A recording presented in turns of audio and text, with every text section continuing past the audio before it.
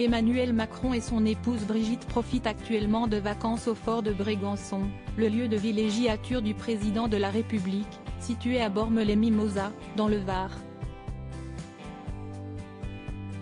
Une résidence au sein de laquelle le couple a d'ailleurs fait construire une piscine hors sol en 2018. Mais avant que les tourtereaux ne se prélassent là-bas, d'autres chefs d'État s'y sont succédés.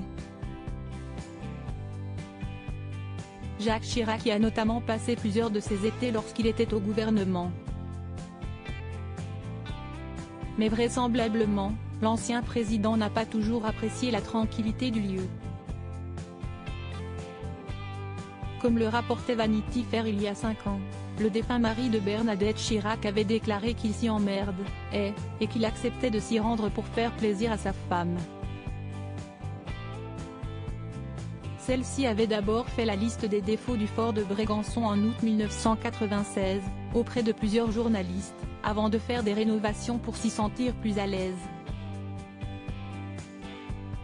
Auprès de nos confrères, un an seulement après l'élection à la présidence de la République de son époux, l'ancienne première dame avait critiqué l'inconfort de la résidence d'État qui disposait à son arrivée d'une décoration sommaire, de murs blanchis à la chaux lui donnant des airs de maison provençale avec ses tomates au sol.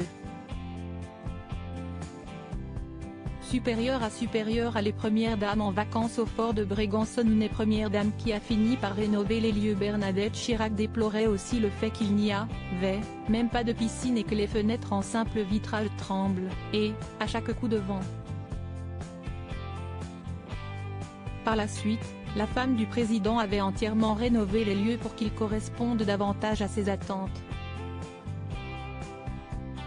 Elle avait notamment choisi la couleur des tapisseries pour que la maison devienne à ses yeux de bon goût. Quant à son mari Jacques Chirac, il passait le temps en regardant l'horizon sur le balcon, à l'aide de ses jumelles, en s'affichant parfois sans vêtements, ou alors habillé d'un simple slip. Une image immortalisée par plusieurs photographes et qui n'est finalement jamais sortie dans la presse. Article écrit avec la collaboration de 6 médias Crédit Photo, Alain Guizard.